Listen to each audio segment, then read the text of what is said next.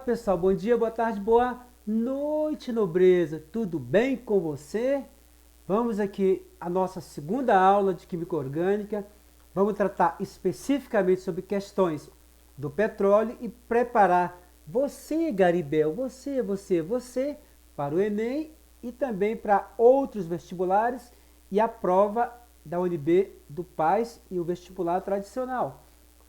Portanto, seja bem-vindo, espero que goste, ajude o professor Garibel, dê uma likeada, aperte lá o like, curta, faça a sua inscrição nesse trabalho nosso que está começando, mas também, Garibel, compartilhe com seus amigos aí do primeiro, segundo e terceiro ano que vão fazer o Enem. E petróleo não cai no Enem, não. Despenca, Garibel, despenca. Toda questão, toda prova do Enem cai petróleo. Vamos lá? Analise as afirmativas sobre as características do petróleo e marque V para as verdadeiras e F para as falsas. Garibel. E tem A. O petróleo é uma fonte energética renovável e sua utilização não é nociva ao meio ambiente.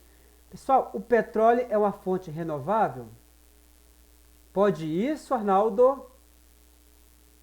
Não, Garibel. O petróleo é uma fonte não renovável, Garibel. A gente viu isso. Por que ele é não renovável? Porque essa geração, a humanidade, não tem mais tempo para esperar que novas safras de petróleo, novas jazidas de petróleo possam servir a essa humanidade, porque o petróleo ele foi formado há milhões e milhões de anos atrás. Ainda fala que sua utilização não é nociva ao meio ambiente. Sim, ela é nociva ao meio ambiente, sim. Então, esse item aqui está completamente fora de lógica. E tem B. Então, esse item aqui está falso, né? Para marcar. A formação do petróleo ocorre em milhões de anos, sendo o processo de alteração da matéria. Acabei de responder isso no item A. C. A principal fonte de energia da matéria da primeira revolução industrial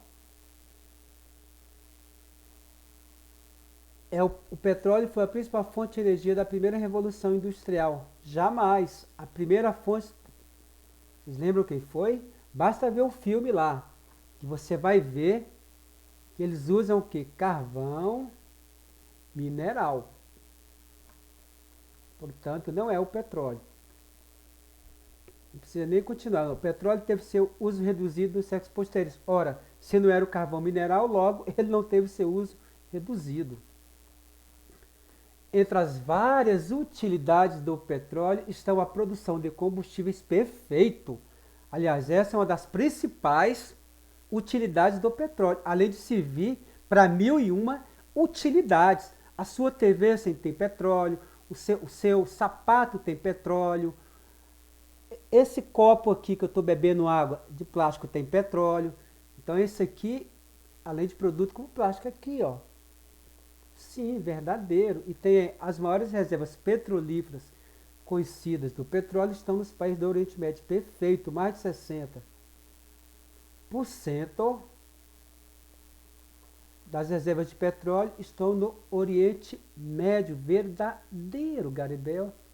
No ano de 2000, um vazamento em dutos de óleo na Baía de Guanabara causou um dos maiores acidentes ambientais do Brasil.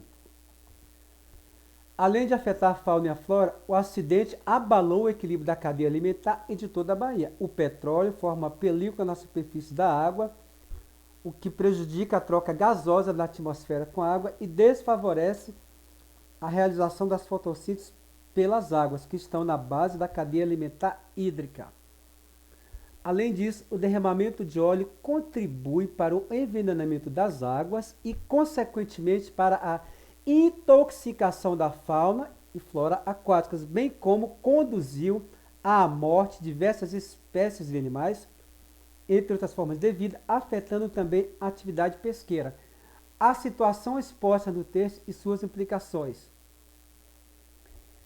indicam a independência da espécie humana com relação ao ambiente marinho. Pode isso, Arnaldo? Pode isso? Não, pessoal. Indicam justamente o contrário, a dependência. Né? Porque se a gente fosse independente, nós não teríamos provocado esse derramamento de óleo e poluído aí as águas marítimas. Portanto, é justamente ao contrário, a dependência. Alerta para a necessidade de controle da poluição ambiental. Pessoal, em momento algum, o texto alerta para nada relacionado à população ambiental, nem redução do efeito estufa. O texto ele é meramente informativo. Ó. Ele é meramente informativo. Então, não alerta nada. Ilustram a interdependência, ou seja, a interrelação entre as diversas formas de vida e seu habitat perfeito. Porque se você percebe no texto, quando o habitat ele foi alterado em função do óleo que foi derramado, isso teve uma consequência direta nas vidas dos animais e vegetais. Então, perfeito. Então, esse item aqui, ó, está correto. Então, o item que vai ser a nossa resposta é o item C. Vamos ver por que não é o D. Indicam a alta resistência do meio ambiente à ação do homem. Não. O meio ambiente não tem resistência alguma em relação à ação do homem. O meio ambiente ele é indefeso. Quem tem de defender o meio ambiente somos nós. Portanto, esse item também aqui está errado, está falso. Por isso que ele não pode ser a resposta. Evidenciam a grande capacidade animal de se adaptar às mudanças ambientais. Também não é? Tanto é que morreram vários animais quando o óleo foi derramado. Portanto, os animais não apresentaram uma alta capacidade de adaptação. Eles morreram. Ok? Então, vamos para a questão 3. O craqueamento catalítico é um processo utilizado na indústria petroquímica para converter algumas frações do petróleo, que são mais pesadas, em frações mais leves, como a gasolina e o gás liquefeito de petróleo. Por exemplo, nesse processo, algumas ligações químicas nas moléculas de grande massa são rompidas, sendo geradas moléculas menores. A respeito desse processo, foram feitas as seguintes afirmações. O craqueamento é importante economicamente, pois converte frações mais pesadas do petróleo em compostos de grande demanda. O texto fala isso. O craqueamento é um processo catalítico na indústria petroquímica para converter grandes frações do petróleo, que são mais pesadas, em frações mais leves, como a gasolina e o GLP, por exemplo. E por que é feito isso aqui? Para atender interesse do mercado. Então, o item 1 aqui está correto, verdadeiro. Item 2, o craqueamento libera grande quantidade de energia proveniente da ruptura de ligações químicas nas moléculas de grande massa molecular. Pessoal, vou dar um exemplo aqui. Eu tenho aqui esse pedacinho de papelão, certo? O craqueamento é a quebra de ligação. Então, eu tenho aqui milhares de ligações de carbono. Eu peguei e separei aqui, rompi ligações. Eu quebrei aqui o papelão, eu cortei. Quem colocou força para esse papel ser cortado? Eu coloquei força ou o papel que teve de colocar força para quebrar as ligações de carbono? Você, Garibel, você. Aqui é igual o Faustão, ele pergunta ele mesmo, responde, Garibel, responde. Eu sou igualzinho. Então, quem colocou força fui eu.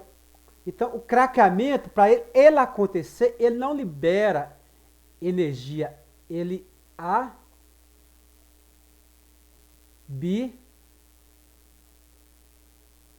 absorve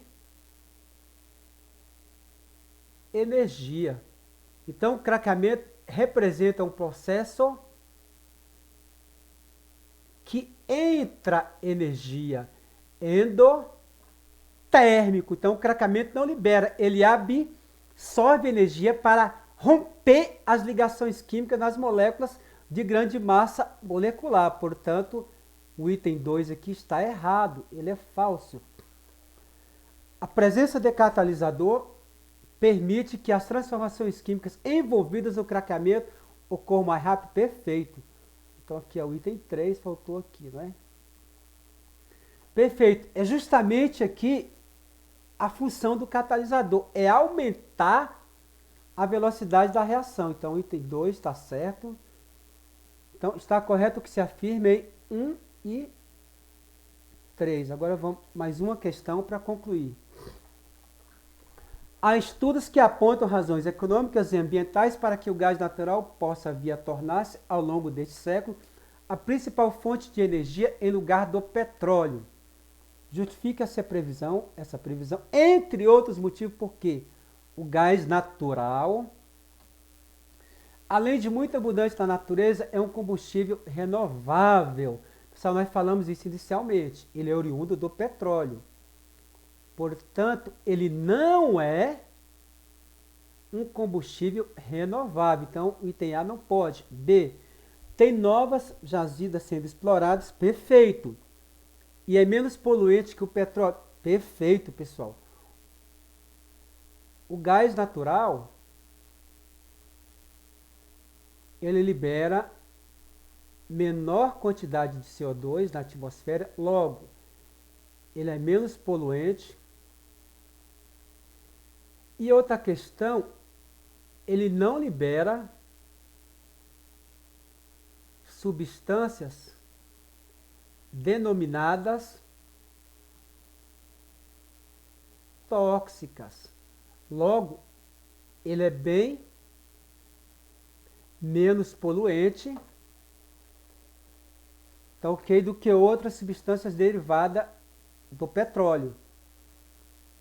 Como, por exemplo, a gasolina, que também é derivada do petróleo. Então, a B está quente. Vamos ver se ela concorre com a C, D ou E. Vem sendo produzido com sucesso a partir do carvão mineral. Negativo.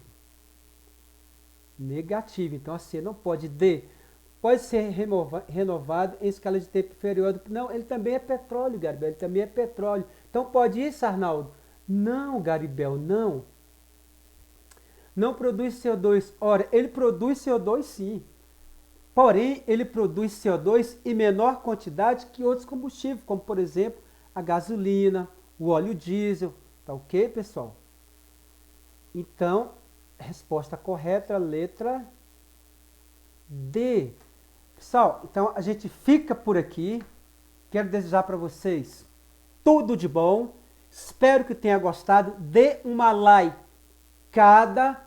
aqui, faça inscrição no nosso canal para ajudar o professor Garibel a continuar com esse trabalho e compartilhe com seus amigos que também vão fazer o Enem e outras provas.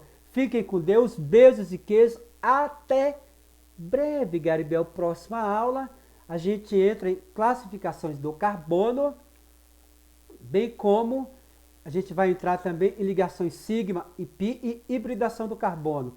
Beijos e queijos, fiquem com Deus, Garibel.